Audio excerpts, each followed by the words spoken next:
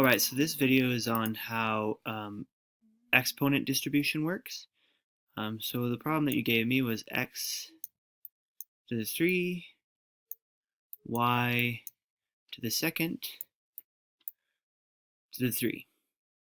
So first let's talk a little bit about basic distribution. So basic distribution looks like this.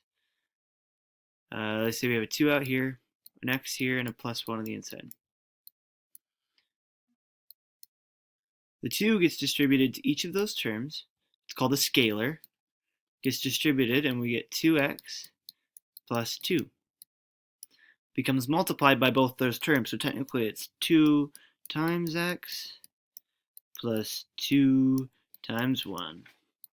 Right? Exponents work a little differently though. Instead of it looking like that, an exponent becomes like this.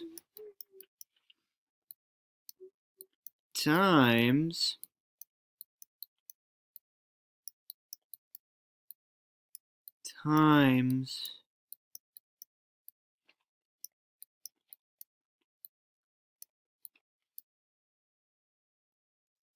so we end up with each of these things multiplied out 3 times. So if we were to do this, we get x plus 3 plus 3. Because we would have x to the third, y squared, x to the third, y squared, x to the third, y squared. And if you remember our rule, if we have a to the x times a to the y, we get a to the x plus y. Let's apply that here. So if we've got, let's count up what our x terms are. This would be, so I know I have an x term, so we're going to do that. They're all multiplied, so it's x to the 3.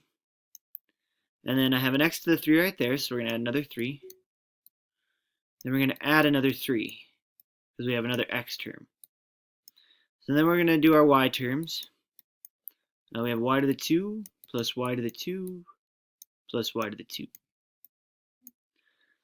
This can also be written as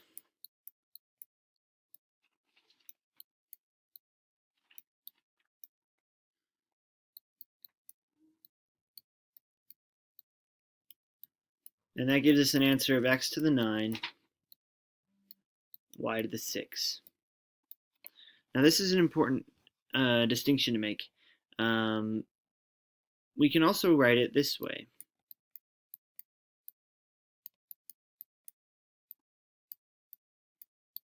So that was the long way of writing it out, but there's another rule that we can use. Anytime you have an a to the x to the y, it's the same as a to the x times y. And this is what we get here.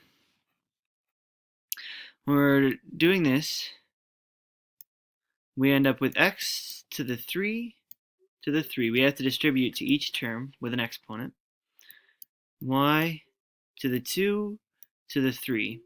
And if you remember, that's the same as x to the 3 times 3, y to the 2 times 3, which then in turn equals that. So we get things like this. An easy way to solve it is to take the exponent to each term and take that and follow this rule to multiply out those exponents. Or we can do it the long way, count everything out, add them together, and it equals the same thing. This is a shortcut to solve this way. So again, these equal the same thing. This is the easier way down here at the bottom. The top is the harder, longer way, but it makes more sense. It's why this works. Because we take 3, add 3, add 3, add 3, and then y2, add 2, add 2, because we had that many y's, that many x's. And this works that way with multiplication. If there's any subtraction or addition in the problem, it changes it, but we don't need to go into that right now. All you need to know is it works because we're multiplying. So this next one, we're going to do another one real quick that's going to be a little bit the same. it's going to be 3. We're just going to add a 3 to it. We're going to change these numbers up.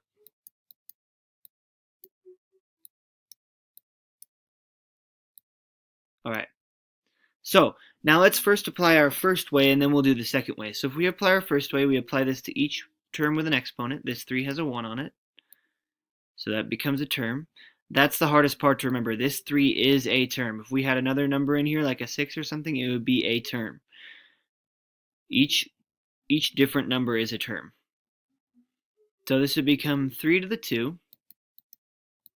Now when we know, that's easy enough. This one becomes x to the 2 to the 2, and y to the 6 to the 2, which we remember is 3 to the 2, which is 9, x to the 2 times 2, and y to the 6 times 2, which we're going to say equals 9, x4, y12. Now we can prove that. So first we're going to write this out. We're going to say that this is 3x2 y6 times 3x2 y6.